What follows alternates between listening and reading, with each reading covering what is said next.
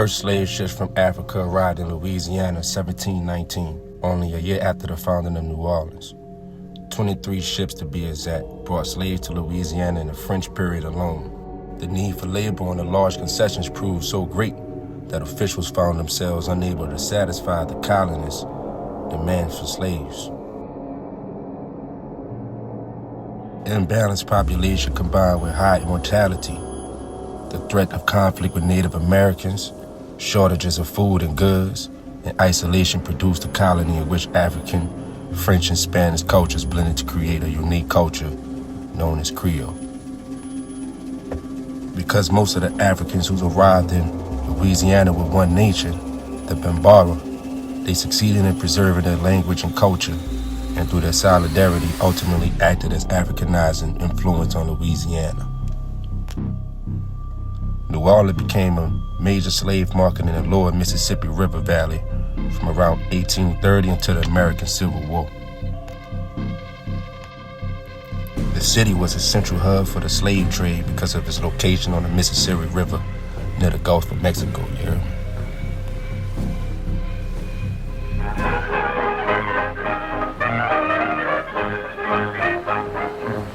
It's important to understand that New Orleans is the most Africanized city in America. Because the French were very lax with the slaves, the Africans who were brought here were able to retain a lot of African culture.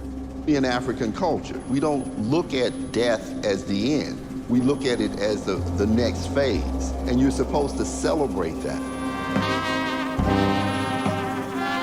Second line is based on New Orleans jazz funeral, where you have the band leading the family down to the gravesite. That's the first line, is the family and the band, and it's very somber. And on the way back, whoever else joins in, that becomes the second line. And it's really a party. The second line is like a magnet. They draw all kind of people, and you know, they all walk on the streets together like in one big old pile. This is how we end off a party with a great second line, baby. Oh, watch out, y'all.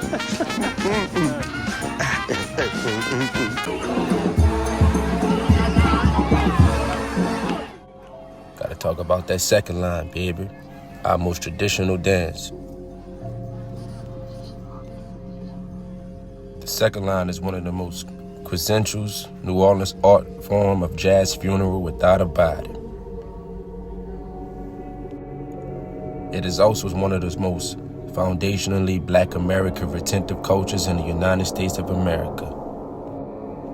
The second line has its origins in the traditional West African circle or ring dances.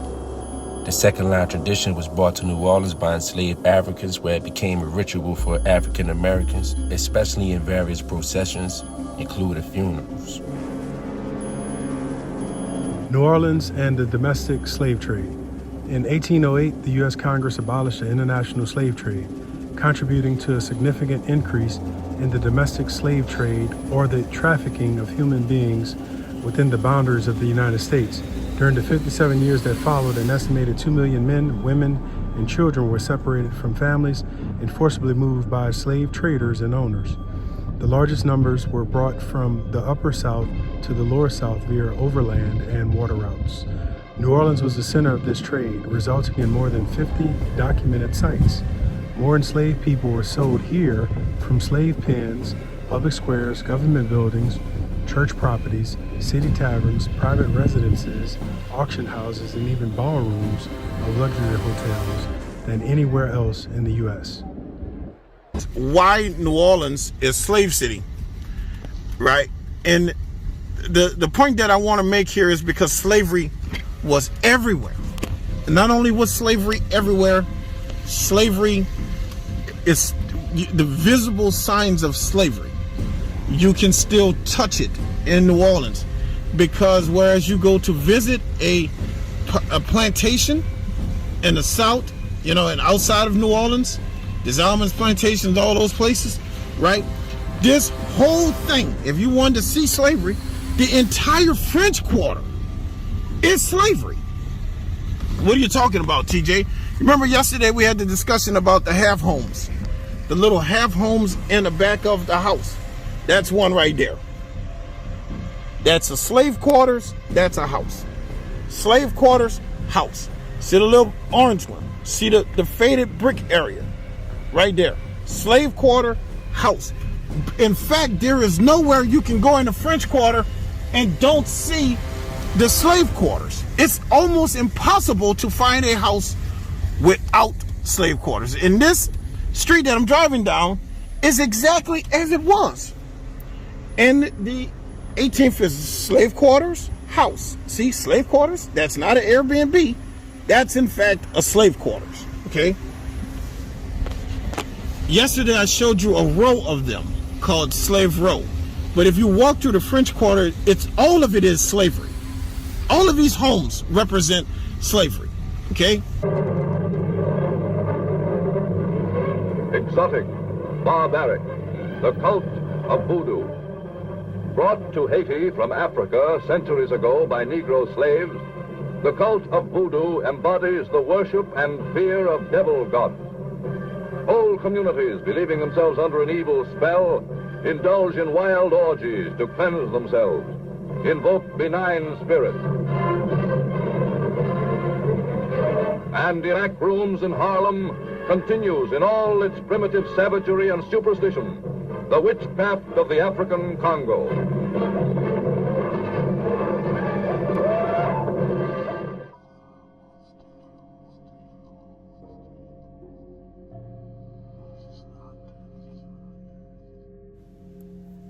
Now, the origins of voodoo in New Orleans. New Orleans voodoo first came to Louisiana when the enslaved West Africans who merged their religious rituals and practices with those of the local Catholic population. So New Orleans voodoo was also known as voodoo Catholicism. It is a religion connected to nature, spirits, and ancestors.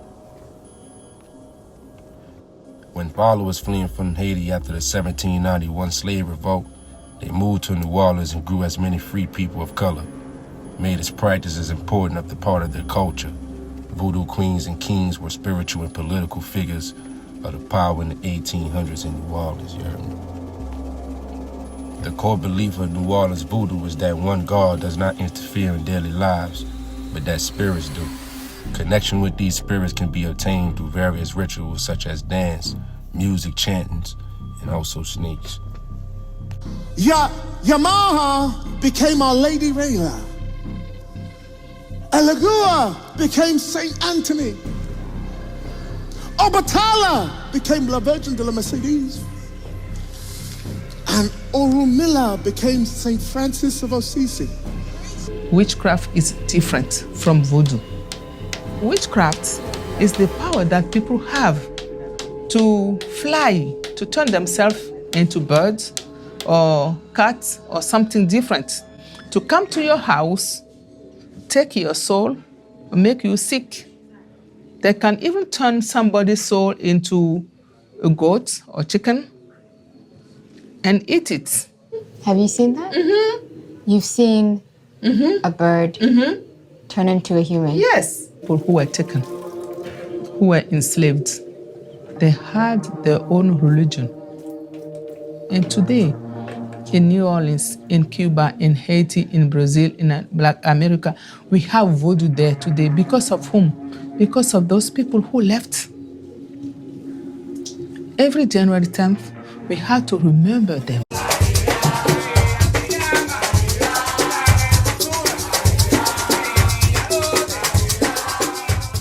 Mother's part Creole, I think. My mother is Creole. My family is Creole. But in Galveston, this little island in Texas, it was back in the 60s when my mother was growing up. It wasn't cool, and she didn't want her mother to talk Creole and her father to talk Creole in front of her friends. Hundreds of folks are going to come here to witness the Beyonce Mass, bringing together secular music and a religious message to tell a story of empowerment for particularly women of color, but for anyone who happens to sing praises to the goddess herself, Beyonce. Here we go.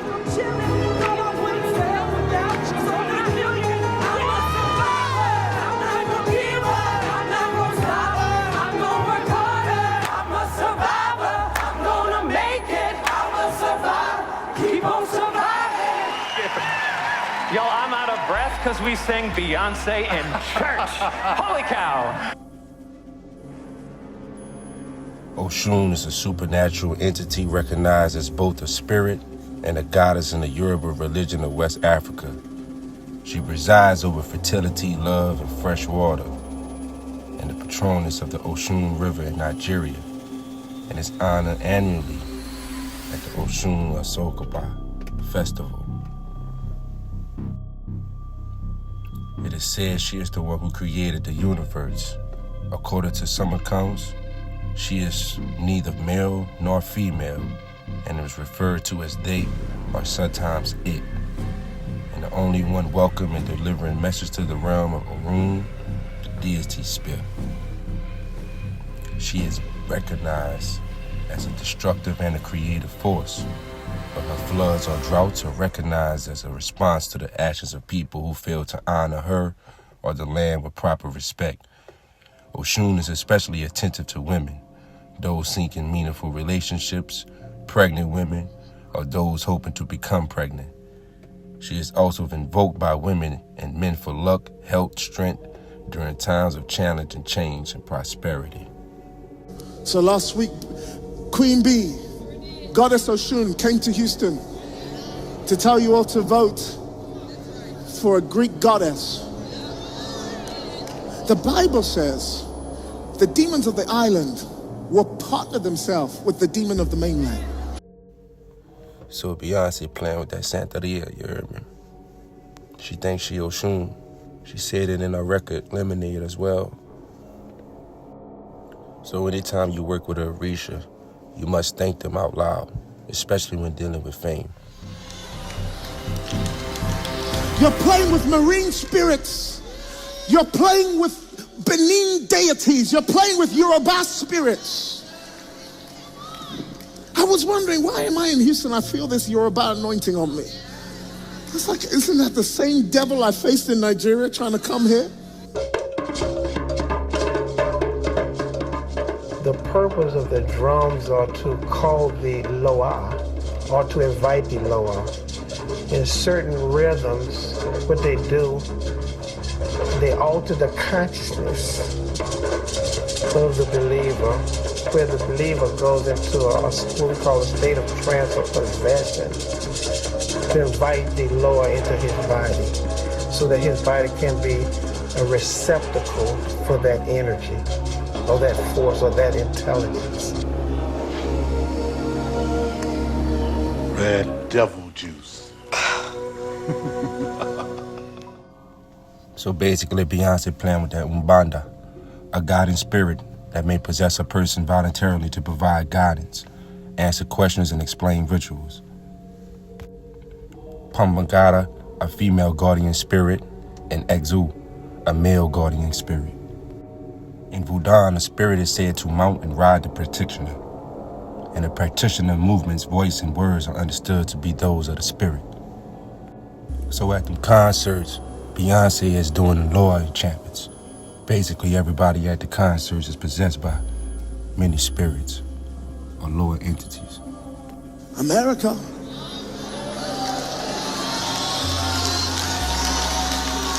Beyonce became Oshun. So every time your young children sing, I can see a halo, halo, halo, it's not God they're singing about. You're worshiping a Yoruba deity. A marine spirit is possessing your children. You're letting your kids go to those concerts. That is not a concert, it's a worship ceremony. Have you seen every time Beyonce touches them, they get slain? That's a spirit jumping on your kids. The word music is a goddess called to muse. It means that I'm gonna play music and the words are gonna enter your spirit without you even knowing, because the muse has happened. It's a demonic spirit that blinds the ears. Have you ever got saved and all of a sudden tried to sing the old songs you used to sing, and now you hear the lyrics, you're like, what in the world? So what if Oshun and Apollos are just working together as two principalities to blind the eyes of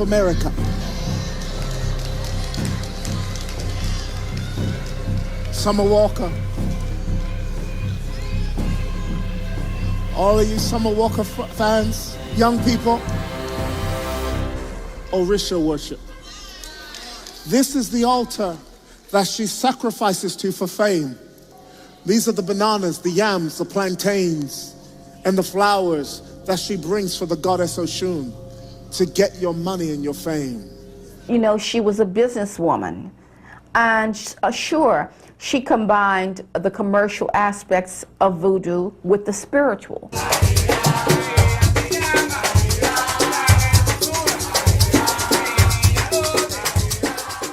What do Beyonce, Madonna, and Celine Dion have to do with this guy? He's their ancestor. A tweet by Virgo's Grooviest has gone super viral because she figured out that Madonna was descended of Jean Guyon Dion, and so was Beyonce, making Beyonce and Madonna ninth cousins once removed or something. To which somebody else replied, wait a second, that guy's related to everybody.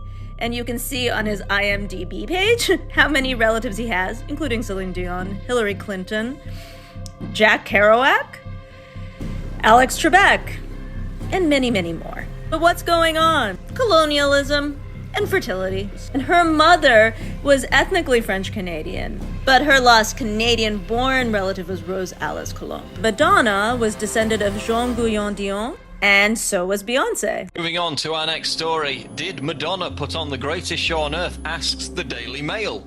She declared she had to put on the greatest show on earth during the greatest show on earth, and Madonna certainly didn't disappoint. The singer, 53, put on an impressive performance during the halftime show of the NFL Super Bowl football game between the New York Giants and the New England Patriots.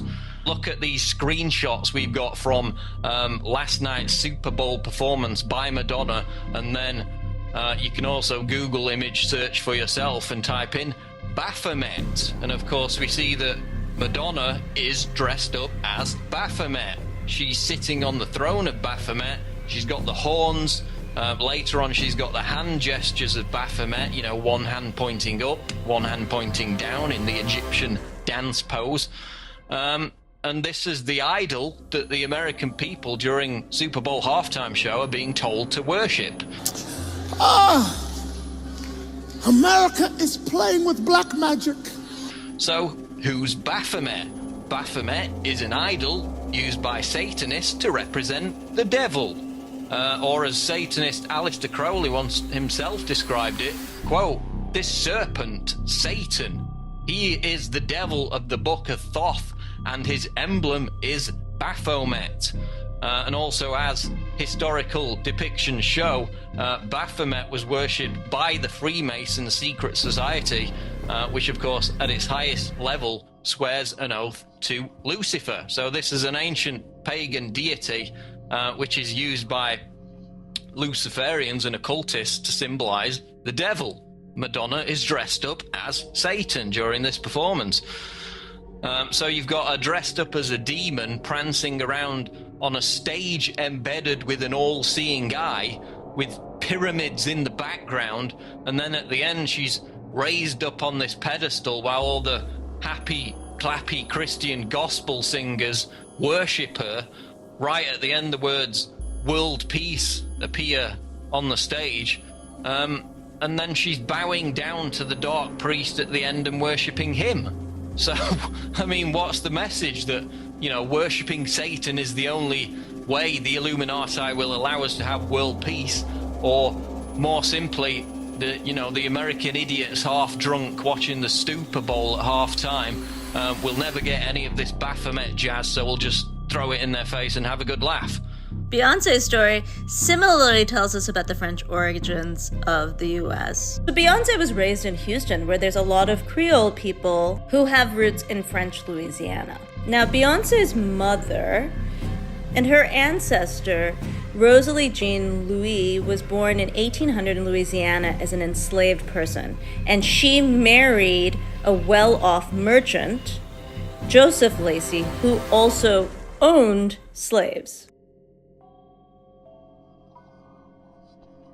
This line I'm showing you is not how she's related to Madonna, actually. Tina, Beyonce's father, who was also Creole, was the great-grandson of Solange Gamache, who was born in French Canada and then died in New York City, whose descendants went to Louisiana and married into French, Canadian, and Creole communities. It's in the news.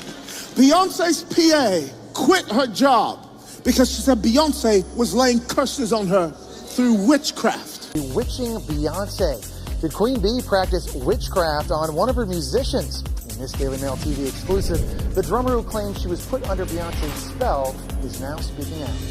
The fact that people keep saying, I'm crazy? Hell, the situations I had to deal with and survive are crazy. Kimberly Thompson says she is tormented from being put under manic sexual spells by Beyonce. We're talking about other situations where changing into animals and jumping into other bodies. To fly, to turn themselves into birds or cats or something different. And all kinds of really crazy stuff. J-Lo's ex-boyfriend left him because she used the Oshun to curse him. He said they did things that was going to happen to them. They didn't have no clue who I was. They didn't know who I was. I just had the demonic powers. I had a taste for blood. I would kill animals and drink the blood every week. If I didn't have money if I didn't have time to buy an animal, I would cut myself and drink my own blood. The ring of the people that I was with that was in this demonic world, doctors, lawyers, principals, judges, police officers, they were all into witchcraft. There was all, even singers today that are very well known.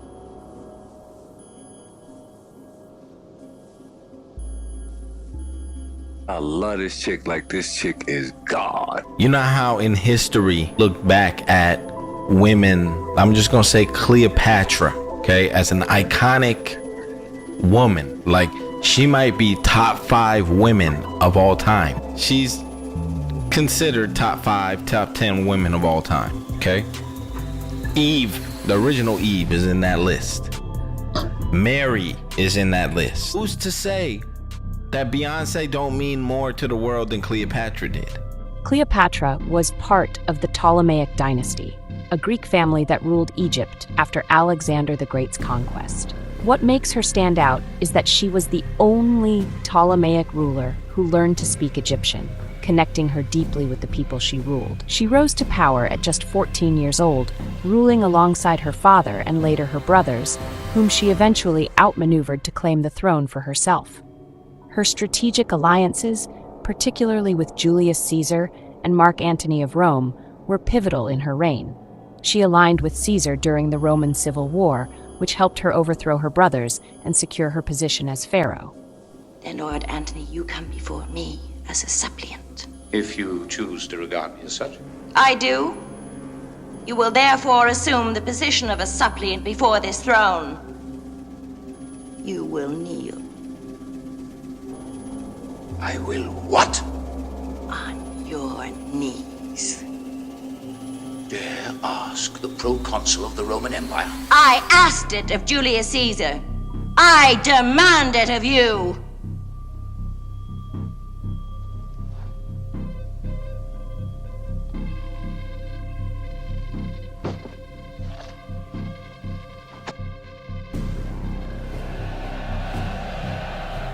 Have you ever heard of Cleopatra?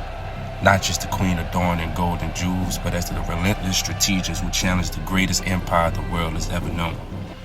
Imagine leading a nation on the brink of collapse, surrounded by enemies, and still finding ways to manipulate alliances, win the hearts of powerful men, and fight for her sovereignty. So the question is Beyonce Cleopatra acting in America, as America being the new fallen empire of Rome? Isis is a diverse goddess whose wings stretch across time and geography. Her mythic narrative takes her from playing the trickster, the wife, and the queen to become a grieving widow, mother, and healer. She has dominion over the magical and healing arts, over the sun and moon, the stars, earth, rivers, harvests, and seas. Her name has been sung for 4,500 years across North Africa, the Near East, the Mediterranean, and into Europe and Britain.